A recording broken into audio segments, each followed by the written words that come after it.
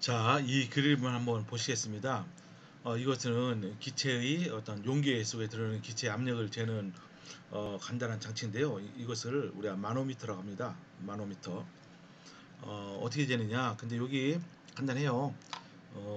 여기 아까 이제 수온을 이용해서 대기압을 쟀잖아요. 근데 그것을 조금 응용한 것입니다. 근데 어떠냐? 이거 갖다 U자 모양 있잖아요. U자 모양을 튜브를 이렇게 준비에다가 그, 그 내부에다가 이렇게 수온을 집어 넣습니다. 그리고 한쪽 끝을 이렇게 우리가 측정하고자 하는 그런 기체가 담겨 있는 용기 요 출구에 이렇게 연결을 시키는 거예요.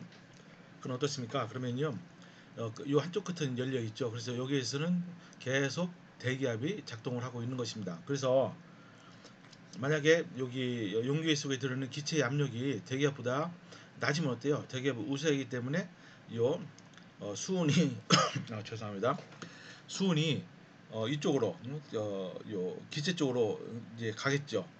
가서 어떠한 이 여기 내부에 있는 기체 압력과 여기 이제 추가로 여기 요 높이 차이만큼에 해당하는 이 수온의 압력이 그걸 두 개를 더한 것이 대기압과 같아질 때 딱 멈추겠죠, 그죠? 반대로 이렇게 내부에 있는 기체 압력이 더 대기압보다 크다 그러면 어떻게 되죠? 오히려 이제 기체가 수온을 밀어내서 반대로 수온이 올라가겠죠, 그죠? 그래서 우리가 어떤 식으로 쓸 수 있어요? 이제 왼쪽 같은 경우에는 요 내부에 있는 기체 압력 더하기 수온의 높이가 바로 대기압이다. 그러니까 이것은 내부의 압력은 대기압 빼기 요 높이다. 이렇게 알 수가 있어요. 반면에 이 경우는 어떻습니까? 어, 요, 요 압력이 대기압 플러스 요만큼 높이죠. 그죠? 가스 압력은 대기압에다가 H만큼 더한 것이 된다. 뭐 아주 간단한 장치지만은 아주 정밀하게 우리가 측정할 수가 이제 있습니다. 그러니까 아까 제가 말씀드린 만약에 여기 질문 있어요. 대기압을 재는데 수온 대신에 물을 사용하면은 높이가 얼마나 될 것이냐? 여러분 금방 알 수 있다고 그랬죠, 그죠? 근데 여기 이제 한번 보십시오. 코멘트가 있어요. 파스칼이라는 단위는 매우 작은 단위예요, 그죠? 왜냐하면 1 기압이 10만 파스칼이 넘죠, 그죠? 10만 1325 파스칼이니까 이건 상당히 1 파스칼은 굉장히 작은 단위다. 그래서 잘 안 쓴다. 그래서 어떤 걸 쓰느냐? 우리가 토어라는 그런 단위를 쓰기도 하고 또는 ATM 이런 단위를 쓰기도 합니다. 그죠? 이거 다 이제 흔히 쓰는 게요. 또 이제 바라는 말을 써서 BAR 바. 그죠? 원 바가 원 ATM이랑 거의 같아요. 근데 원 바는요 여기 보니까 10만 파스칼을 원 바라고 합니다. 그죠? 혹시 나중에 나오게 되면 자 설명드리겠습니다. 보니까 여기 이제 예제 5.1이 있어요. 이제 프레셔 컨버전. 그래서 이제 이걸 압력을 한번 바꿔보라. 토어를 파스칼로 바꿔봐라. 49 토어는 ATM과 파스칼로 바꿔봐라. 그럼 어떻게 되죠? 그 관계식을 알아야 되죠. 1 ATM이 760 토어다. 그러니까 어때요? 49 토어는 몇 ATM이냐? 49 나누기 760 토어 하면 되는 거죠. 그죠? 그러면 이렇게 돼요. 또 파스칼로 바꾸면 어때요? 1 ATM이 몇 파스칼인지를 알아야 돼요. 1 ATM은 약 10만 파스칼인데 정확하게 얘기하면은 101325 그래서 10만 1325 파스칼이다. 그죠? 이렇게. 근데 이거 여러분들 외우면 좋겠지만요. 잘 안 외워집니다. 그러니까 약 10만 정도라고 해도 10만 파스칼이 원 바거든요. 어, 그러니까 원 바하고 원 ATM하고는 똑같은 얘기가 되는 거죠. 그죠? 원 바하고 원 ATM 틀리죠. 원 바는 10만 파스칼이고 원 ATM은 10만 1325 파스칼이니까 원 ATM이 원 바보다 조금 큽니다. 어쨌든 이런 식으로 우리가 컨버전 팩터를 알고 있으면은 아주 쉽게 구할 수가 있습니다. 자, 그 다음에는 일단 뭐 기체의 법칙에 대해서 떤 사람들이 기체의 법칙을 알아내기 위해서 어떤 노력을 했는지 한번 자세히 살펴보도록 합니다. 여기에는 아주 유명한 사람들 이름이 나와 있어요. 그러니까 로버트 보일, 찰스, 샤르라고 하죠. 그러니까 프랑스 사람이니까 샤르. 그리고 이탈리아 사람 아보가드로. 보일은 영국 사람입니다. 먼저 이제 보일 한번 실험을 한번 보도록 합니다. 이 보일은 여러분 그 화학사를 보면요. 아니면 과학사를 보든지 대단히 유명한 사람이에요. 이 사람은 아주 저 신앙심이 아주 깊었던 사람이고 과학을 왜 유명하느냐? 이제 이 보일이 요 실험을 1600년대 이제 했죠. 그죠? 근데 이제 최초로 세계 최초로 이 실험을 도입한 사람이 바로 보일이다. 그렇게 얘기가 되고 있습니다. 그러니까 실험 과학이라는 것을 처음으로 본격적으로 시도한 사람이 로버트 보일이다. 이게 무슨 얘기냐? 그럼 전까지는 실험이 없었습니까? 물론 연금술사에서 실험했지만은 그거는 대충대충 하는 거예요. 어떠한 확고한 이론이나 확고한 정말 정밀한 측정을 한 것이 아니고 막 섞잖아요. 섞어서 뭐가 나오는지 보자. 뭐 그런 식이었잖아요. 아니면 그 더 이전으로 돌아가면은 어떻죠? 그냥 머리에서만 그 사고 실험을 주로 했죠. 그죠? 이렇게 되면 이렇게 된다. 뭐 그렇게. 그러니까 보일은 엄밀한 그런 실험 방법론을 이제 이용해서 과학을 발전시킨 사람이다. 그렇게 아주 굉장히 유명합니다. 사실 요 보일 법칙이 뭡니까? 기체의 그 압력과 부피와의 관계를 이제 처음으로 밝힌 사람이 보일입니다. 그 한마디로 얘기해서 기체의 압력과 부피는 서로 반비례한다. 그러니까 이제 이거는 우리가 직관적으로 알 수가 있어요. 이만큼은. 왜냐면은 우리가 이제 피스톤 한쪽을 막아놓고 한번 실린더에다가 이제 피스톤 놓고서 한번 눌러 보십시오. 그죠? 처음엔 잘 눌러지죠. 그죠? 그다음에 잘 안 눌려지고. 그러니까 이제 기체는 압축이 될 수 있고 그 부피는 압력에 반비례한다. 그런데 어, 이것을 알아내기 위해서 아주 상당히 정밀한 실험을 한 겁니다. 그죠? 그러니까 어떻게 실험했느냐? 여기 보십시오. 여기에 이렇게 이분이 이제 실험 장치를 많이 고안을 했어요. 여기 이제 보시면은 이렇게 이제 이게 무슨 모양이죠? 이게 U자는 아니고 뭐죠? 무슨 뭐 갈고리 비슷하게 이제 했습니다. 기체의 부피와 압력과의 관계를 알기 위해서 이런 장치를 한 다음에 여기다가 수온을 집어넣은 거죠. 그리고 여기에 먼저 가스가 있습니다. 그죠? 어, 이렇게 했더니 어때요? 여기서 수온이 이 정도만 들어갔을 때 이 가스가 이 정도 부피를 차지하고 있죠. 근데 여기다 위에다가 수온을 집어넣어요. 그럼 어때요? 수온이 더 들어가니까 압력이 높아지죠. 그럼 어때요? 예, 가스가 압축이 돼서 이렇게 부피가 줄어들겠죠. 이제 그것을 아주 정밀하게 이제 실험을 했어요. 그리고 이렇게 이제 이런 데이터를 딱 얻어놨습니다. 여기에 있는 부피 쭉 이렇게 부피 변화가 있는 거죠. 그다음에 여기는 압력, 그러니까 수온으로 이제 표시한 겁니다. 수온을 얼마큼 집어넣느냐, 그 압력. 압력이 이제 여기 수온의 무게에 이제 비례하겠죠. 요 관이 일정하다고 하면은. 그래서 이렇게 해놓고서 요 두 개를 한번 곱해봤어요. 이 부피하고 압력을 이게 다 곱해봤습니다. 곱해봤더니 놀랍게도요 14.1 곱하기 10의 2승이다. 뭐 이 경우에는 그렇다는 이 경우에는 요 값이 절대적인 건 아닙니다, 여러분요. 그죠? 절대적인 건 아니에요. 그래서 어 이제 이런 게 보일의 법칙이 드디어 탄생한 거죠. 부피 곱하기 아니 압력 곱하기 부피는 항상 일정하다. 이게 보일의 법칙입니다. 음? 그러니까 이제 여기다가 부피를 오른쪽으로 넘기면은 P equals K over V. 그러니까 압력과 부피는 서로 반비례한다. 이겁니다. 그죠? 이렇게 된 거예요. 압력과 부피는 서로 반비례하는데 이렇게 그냥 직선적으로 반비례하는 거 아니죠. 여기에 이제 분모로 이제 들어가기 때문에 이렇게 돼요. 근데 이것을 어, 여기 부피 압력분의 1로다가 플러스를 하면은 이게 아주 완벽한 직선이 이게 되는 겁니다. 그리고 요 기울기가 바로 뭡니까? 요 K 값이 되는 거죠. 그죠? 이렇게 이제 어떻게 보면은 아주 간단한 실험인 것 같지만은 이거 막상 하려면은 여러분 굉장히 귀찮아요. 그죠? 굉장히 귀찮습니다. 조심을 많이 해야 돼요. 어쨌든 보일은 그렇게 실험 과학을 처음으로 시도했던 사람이다. 이제 그러니까 실험의 중요성을 처음으로 인식하고 그것을 실제로 해보인 사람이에요. 자, 그러니까 보십시오. 아이디얼 가스라는 게 뭐냐? 보일 법칙을 아주 엄격하게 따르는 기체를 아이디얼 기체다. 그죠? 근데 이제 우리가 꼭 보일 법칙만 따릅니까? 아니고 아이디얼 이제 나중에 가스로가 있어요. 이상기체 방정식, 이상기체 법칙. 그것을 따르는 기체가 우리가 아이디얼 기체다 이렇게 얘기하는데 일단 보일 법칙만 갖고 우리가 판단하면은 그런 거예요. 보일 법칙을 일단 따르는 겁니다. 그러니까 요 한번 요 피규어를 한번 보시기 바랍니다. 이것은 뭡니까? x축은 압력이고요. y축은 압력 곱하기 v예요. 그죠? 그러니까 여기 요 식에서 이거 갖다가 이제 키인데 이거를 알기 위해서 뭔가를 바꿔줘야 될 거 아니에요. 변수를. 그래서 변수를 압력으로 바꿔준 거예요. 그래서 x축을 압력으로 놓고 y축은 대신에 압력 곱하기 이제 부피다. 그럼 어떻게 됩니까? 압력에 상관없이 압력 곱하기 부피는 일정하잖아요. 그죠? 그러니까 이제 여기 압력을 바꿔도 죄송합니다. 이상 기체라면은 어떠한 일정한 값을 가져야 돼요. 근데 한번 여러 기체에 대해서 한번 실험을 해본 겁니다. 자, 보세요. 여기 이제 세 가지 기체가 나와요. 니온, 악시전, 그리고 카본 다이옥사이드, 그죠? 이산화탄소 이렇게 있잖아요.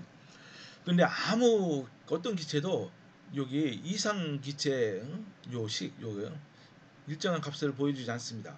그죠? 네온이 조금 비슷해요. 네온이. 근데 네온도 여기 보니까요. 압력이 증가하면 할수록 좀 벗어나죠. 그죠? 이거는 약간 파지티브하게 벗어나고요. 산소는 음으로 벗어납니다. CO2는 너무나 많이 벗어나요. 그죠? 그나마 그래도 여기서 알 수 있는 것이 뭡니까? 압력이 낮을 때는 그나마 요게 같은 값을 갖는다 이겁니다. 그죠? 그거 빼놓고는 이제 압력이 증가하면 이렇게 우리가 예상했던 이상기체에 대해서 예상했던 그런 거동은 보이지 않는다 이겁니다. 그죠? 그래서 이제 여기서 알 수 있는 게 뭡니까? 이상기체라는 것은 존재하지 않는다. 그것을 알 수 있는 거죠. 그죠? 어쨌든 이런 결과를 얻었어요. 이게 왜 벗어나는지는 나중에 이제 좀 뒤에 비이상적인 거동을 설명하기 위해서 그 누굽니까? 저 반데발스라는 사람이 저거를 이제 수정한 그 내용이 있습니다. 그것이 아주 중요하기 때문에 그때 한번 다시 자세하게 설명드리고자 합니다. 자, 예제 한번 2를 한번 보십시오. 프레셔 컨버전, 이게 SO2라고 있어요. 이산화황. 이거 대단히 유독한 물질이죠. 이것이 이제 우리가 황을 포함한 이 천연 저기 뭐죠? 그 화석 연료를 태우면은 이제 황이 타서 산소랑 결합해서 이게 대기 중으로 이제 방출이 됩니다. 그러면 이게 이제 비가 올 때 물과 반응하면은 황산이 아니고요, 아황산이 돼요. 설피우러스 애시드, 그죠? HSO3, H2SO3가 됩니다. 그죠? 그러니까 굉장히 유독한 거니까. 그러니까 이제 여러분들 저기 뭡니까? 석유도 그렇고 석탄도 그렇고 우리는 이제 석유를 주로 수입을 하죠. 근데 석유가요, 비싼 석유는 황이 별로 없어요. 그리고 황을 탈황을 시켜야 됩니다. 그죠? 그러니까 이제 저 어디냐, 뭐 서부 텍사스 산 석유냐, 어디 중동이 어디 석유냐, 사우디아라비아 석유냐, 그에 따라서 여기 성분이 다 같은 석유라도 그 성분이 조금씩 다릅니다. 그래서 이제 요 황이 얼마큼 포함되느냐가 중요한 그 석유의 질을 결정하는 것이 되죠. 어쨌든 요거는 애시드 레인, 그러니까 산성비의 원인이 된다 이겁니다. 근데 주로 이게 어디서 나오느냐?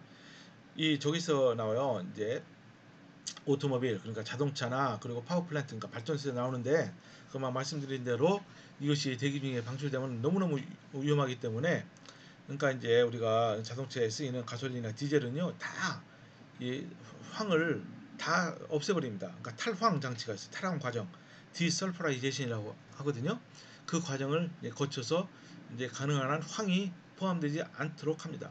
근데 약간 포함될 수 있어요. 아주 극미량은. 뭐 그러면 이게 배출이 되는 건 어쩔 수가 없습니다. 자, 보십시오. 이제 여기서 문제가 뭐냐? 이게 1.53리터의 그런 용기에 이제 기체가 차 있어요. 어떤 기체냐? 요 기체가 차 있다 이겁니다. 그때 이제 압력을 재봤더니 5.6 킬로파스칼이다. 이거 굉장히 큰 것 같은데요. 그렇지 않아요? 여러분 1 파스칼이 얼마랬어요? 1기압이 몇 파스칼입니까? 10만 1325. 그러니까 5.6, 5600 파스칼은 그렇게 높은 압력이 아니에요. 상당히 낮은 압력이에요. 그래서 이제 프레셔가, 그런데 이거 갖다가 이제 딱 여기 보세요. 여기서 압착을 해서 이제 피스톤을 누른 겁니다. 그래서 내부 압력을 15kPa로 바꿨다. 그죠? 증가시켰다. 근데 온도는 일정해야 됩니다. 여기는 온도 효과는 안 나와요. 여러분 그 샤를 법칙을 이제 배울 때 온도 이제 영향이 나옵니다. 이제 질문 이겁니다. What will be the new volume of the gas? 이게 이제 눌러서 압력을 증가시켰기 때문에 부피가 감소했죠. 서로 압력과 부피는 반비례니까 어때요? 부피 곱하기 압력은 항상 일정하죠. 그러니까 어때요? 이때 여기 보니까 이때의 압력, 아니 부피는 어때요? 부피 곱하기 압력 한 다음에 이때 새로운 압력 요거로 나누면 됩니다. 그러니까 0.57리터다 이렇게 돼요. 근데 이것은 아마 대강 맞을 겁니다. 왜냐면은 SO2의 이때 압력이 처음 압력이 낮기 때문에, 그리고 15kPa를 해도요. 이게 이제 1기압은 10만 파스칼이 넘잖아요. 그러니까 이거 한 15,000 파스칼, 이거 좀 굉장히 낮은 상태. 여기 압력이 상당히 낮기 때문에 그는 충분히 이렇게 예상한 대로 결과가 나올 거로 생각을 해요. 자, 또 한 번 이제 예제가 나옵니다. 어떤 예제냐? 그 암모니아 있어요. 암모니아. 이제 기체 암모니아가 보일리 법칙을 따른다고 얼마나 잘 따르느냐 그걸 한번 생각해 보라 이겁니다. 그죠? 이거는 저거예요, 여러분요. 이제 물에 암모니아는 물에 무진장 잘 녹습니다. 아까 말씀드렸는데 SO2도 물에 잘 녹아요. 근데 그거 말고 그냥 기체 상태의 암모니아를 얘기하는 거예요. 암모니아 가스가를 취해서 보일리 법칙을 한번 테스트해 봐라 이겁니다. 그죠? 그랬더니 보세요. 여기 실험을 여기 1, 2, 3, 4, 5, 6 6번을 했어요. 그죠? 6번이 압력이 다 다른 상태에서 6번 실험하고 각각에 대해서 부피를 쟀습니다. 응? 다 잰 거예요. 그런데 이제 그때 암모니아의 양이 1몰입니다. 1몰. 그리고 온도는 0도씨에서 시행했네요. 0도씨. 그래서 결과 여기 나오는데 한번 보일리 법칙을 한번 테스트해 봐라 이겁니다. 그러니까 이거를 간단한 겁니다. 여기 압력이 있고 부피가 있으니까 서로 곱해요. 6번의 실험에 대해서 값을 다 구하는 겁니다. 그럼 어떻죠, 여러분요? 자, 뭐 1번 압력이 낮을 때 부피가 0도였어요. 곱했더니 22.37. 압력을 좀 높였어요. 곱했더니 22.32 이렇게 쭉 했더니요. 희한하게도 이게 압력을 점점 높이니까 이 부피와 압력을 곱한 것이 점점 감소하는 겁니다. 그죠? 감소해요. 점점 감소. 그러니까 보일리 법칙이 잘 안 맞죠. 그죠? 잘 안 맞죠. 여기 이렇게 썼어요. Small but significant change. 작지만 아주 의미 있는 변화가 주어졌다. 이겁니다. 그죠? 이거는 무시할 수 없는 겁니다. 그죠? 잘 보세요. 그럼 어떻게 이거를 취급하느냐? 요 그림을 다시 한번 보도록 합시다. 요 그림을 보시면은 어때요? 여기 기체에 상관없이 이 보일 법칙이 잘 맞으려면은 어떻게 됩니까? 여기서 이 그림이 보여주는 것은 압력이 낮으면 낮을수록 좋다는 거예요. 그죠? 그러니까 이론적으로 치면은 압력이 제로일 때 이 보일 법칙이 완벽하게 들어맞는다. 근데 그런 거 아니겠습니까? 근데 압력이 제로면은 아예 기체가 없다는 뜻인데 그 말이 안 되니까 그걸 어떻게 우리가 이럴 경우에는 처리하느냐 하면은 이렇게 하는 거예요. 뭐 그림을 한번 그려봅니다. 아까 요 그림과 동일한 그림을 여기다 그리는 거예요. 그러니까 x축은 압력이고 y축은 압력 곱하기 v다, 부피다 이렇게 해놓고 하는 거예요. 그래서 6개의 데이터 6개면 충분합니다. 6개의 데이터 그러니까 압력이 처음에 0.13 0.13이 어디예요? 여기가 한 이쯤 되죠, 여기죠? 여기에다 데이터를 하나 찍고 그 다음에 0.25 여기 데이터 하나 찍고 이렇게 해서 그려봤더니 어때요? 이게 대강 어떤 이런 직선이 나옵니다. 그죠? 직선이 나와요. 그런 다음에 어떡하죠? 이 보일 법칙을 우리가 확인하기 위해서는 보일 법칙은 압력이 이제 제로에 근접할 때 잘 맞으니까 이걸로부터 기존에 있는 데이터로부터 쭉 우리가 이제 이거를 연결하는 거예요. 어디까지 연결하느냐? 압력이 0이 될 때까지 연결합니다. 그죠? 그래서 유정도가 나온다. 이게 뭐예요, 이게? 0도씨에서 모든 기체에 대해서 부피 곱하기 압력이 갖는 값입니다, 요게. 요거. 그죠? 여러분 무슨 말인지 아시겠죠? 그죠?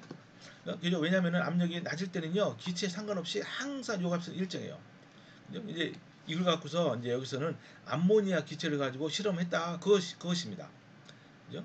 암모니아 기체로 실험했더니 여기까지 0까지 갈 수는 없으니까 그러니까 이제 기존에 이렇게 압력을 바꿔가면서 실험해서 여기 있는 기존의 데이터를 쭉 0까지 쭉 연장합니다. 이제 이런 걸 보고 엑스트라폴레이션 이렇게 얘기해요. 폴레이션은요 두 가지 했어요. 여기서처럼 엑스트라폴레이션은 뭡니까?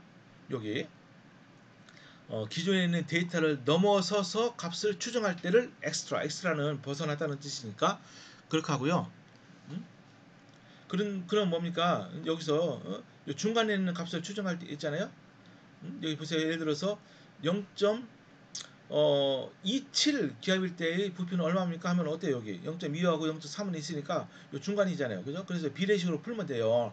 그죠? 그래서 어떤 데이터 이 사이에 있는 값을 추정하는 방법을 우리가 인터폴레이션 이렇게 얘기해요. 인터는 중간에 사이라는 뜻이니까. 그래서 엑스트라는 폴레이션을 우리가 우리말로 하면 외삽이나 외삽 바깥 외자 써서 그리고 이렇게 중간에 있는 값을 추정할 때는요 내삽 이렇게 얘기해요. 그래서 뭐 외삼 내사 그것도 좋지만은 여러분 영어로 다 외우기 바랍니다. 이거는 extrapolation으로 이거는 추정할 수 있어요. 그랬더니 PV는 이거는 이상기체, 그러니까 일반 기체도 상관없는데 근데 조건이 압력이 무진장 낮을 때는 항상 이거예요. 22.41 리터 곱하기 ATM 단위가 요거니까 이거는 부피는 리터고 압력은 단위는 ATM.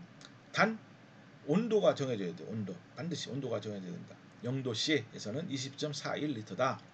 그렇게 알 수가 있는 것입니다. 별로 어렵지 않죠, 그죠?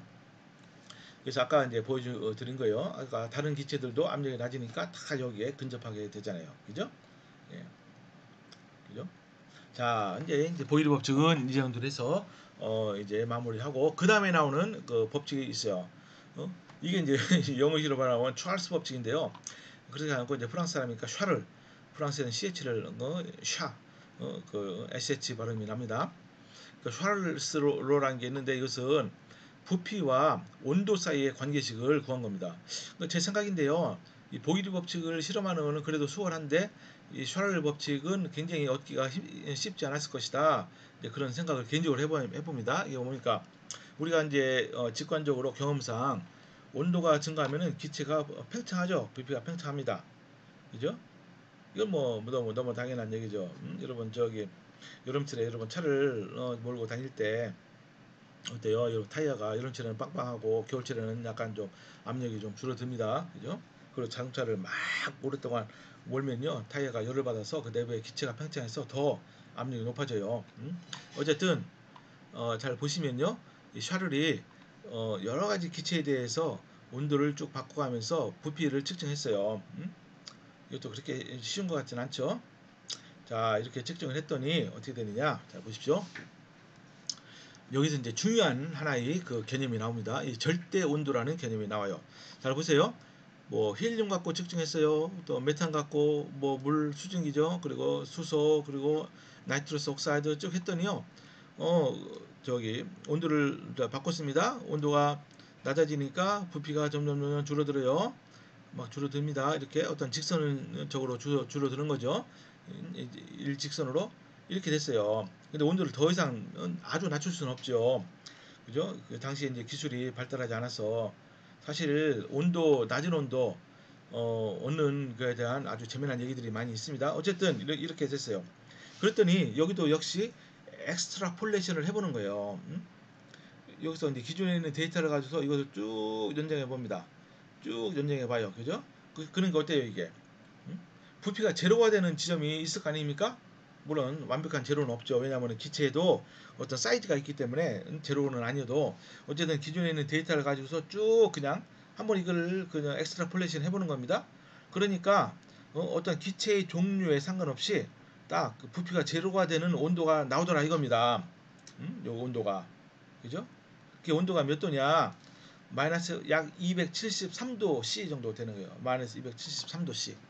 그죠? 그러니까 다시 이것을 어떻게 변화시키냐면요. 여기 아예 마이너스 273을 0으로 쳐요. 0. 0으로 치고서 다시 그림을 그리면 이렇게 되는 거죠. 0부터 시작해서 온도가 쭉 이제 전개가 되고 그때 요 부피가 이렇게 직선적으로 증가하더라 이겁니다. 그죠? 그러니까 여기는 뭘 할 수 있어요? 이 1차 방정식이죠. 부피와 온도 사이는 그러니까 부피는 온도에 비례한다. 그죠? 부피는 온도에 비례한다. 그러니까 여기 이제 비례상수를 B를 놔요. 그죠? 단 여기는 뭡니까 조건이? 이때는 온도는 절대 온도로 즉 켈빈으로 표시한 온도를 씁니다. 반드시 이래야 돼요. 다른 섭씨 온도 쓰면 화씨 온도 쓰면 안 됩니다. 켈빈 여러분 켈빈 배웠죠? 절대 온도. 절대 온도 이 단위는 그 K고 심볼은 뭐죠? 절대 온도가 심볼이 뭡니까? 그것도 K인가요? 어쨌든 절대 온도는 섭씨에다가 273.15 그것도 이제 계속 뒤에 많이 나오는데 그걸 뺀 겁니다. 즉 이 섭씨 온도는 절대 온도에다가 273 정도를 더하면 섭씨 온도가 되는 거죠. 그죠? 그래서 여기서 중요한 개념이 온도가 이게 부피가 제로가 되는 이 지점까지만 온도가 가능하다는 거예요. 그죠? 여러분 여기 확실히 알 것은 온도의 하한선은 주어집니다. 그게 바로 절대 온도 0이에요. 0K. 그렇지만 온도의 상한선은 있어요, 없어요? 없죠. 억도도 되고 10억도 되고 100억도 되고 온도의 상한선은 없지만은 온도의 하한선은 이렇게 존재하게 됩니다. 그래서 여기서 이제 그런 중요한 개념이 나오는 겁니다. 그죠? 그래서 이제 절대 온도 켈빈이라고 유명한 사람이 있어요. 영국의 유명한 물리학자. 제가 참 존경하는 분인데 그분 연력학에 공헌을 많이 해서 그분을 이게 이제 켈빈이 원래는 아니죠. 원래 톰슨이죠. 톰슨. 근데 이제 여기 영국 왕실로부터 자교를 받았어요. 그때 이름도 새로 받았습니다. 그래서 켈빈 경 그렇게 얘기합니다. 네. 그래서 어쨌든 샤를 법칙은 제 부피는 온도에 비례한다. 이제 그겁니다. 그래서 한번 샤를 법칙을 써서 한번 문제를 풀어 보겠습니다. 잘 보십시오. 보니까 어떤 15도씨에서 1기압을 가진 기체가 있어요. 그때 부피가 2.58리터다. 그죠? 근데 이제 그 온도가 15도에서 35도로 증가됐습니다. 압력은 일정하고요. 여기서 한 가지 중요한 것은 압력은 일정합니다. 압력. 반면에 이제 보일러 법칙에서는 뭐가 일정하죠? 온도가 일정한 거예요. 그죠? 자, 뭐 간단합니다. 어때요? 온도와 부피는 비례하니까 그렇지만 이제 온도를 절대 온도로 우리가 써야 된다. 그러니까 15도를 절대 온도로 바꾸면은 273을 더해요. 물론 점하고 2로 이렇게 쭉 나가는데 그건 무시합니다. 288K가 되고요. 그죠? T2는 얼마죠? 38도니까 311K가 돼요. 그죠? 그래서 이제 이게 뭐예요? 이게 서로 비례하니까 부피를 온도로 나누면 이게 비례상수는 일정하니까 이렇게 되는 거예요. V1 나누기 T1은 V2 나누기 T2다. 그러니까 우리가 원하는 것은 V2죠. 여기서 비례식으로 풀면 되는 거예요. V2는 T2 over T1 곱하기 V1이다. 2.79리터다. 그죠? 이건 머릿속으로 이것은 생각하기가 쉽진 않죠. 그죠? 네, 그렇습니다. 자, 그런 다음에 이제 아보가드로의 법칙이 나옵니다. 아보가드로. 이게 이제 또 이탈리아의 아주 유명한 화학자죠. 그죠? 아보가드로. 어떻게 보면 약간 신비한 그런 이제 사람이기도 합니다. 잘 보시면은 아보가드로의 법칙은 뭐냐? 일정한 온도와 압력에서 부피는 뭐에 비례하느냐? 그 기체의 분자의 개수에 비례한다. 개수를 우리가 저기 뭐죠? 아보가드로 수만큼 늘리면 바로 그게 몰이죠. 몰. 이제 기체의 몰수에 비례한다. 여러분 기체의 몰수를 이렇게 스몰 n으로 표시해요. 그러니까 V equals AN 이렇게 됩니다. 여기 n은 number of moles 그리고 A는 비례상수다 이렇게 되는 거예요. 그죠? 이게 바로 아보가드로 법칙이다. 그래서 여기서 한번 문제를 한번 풀어 보겠어요. 한번 문제 5를 한번 보시죠. 12.2리터 샘플이 이런 있어요.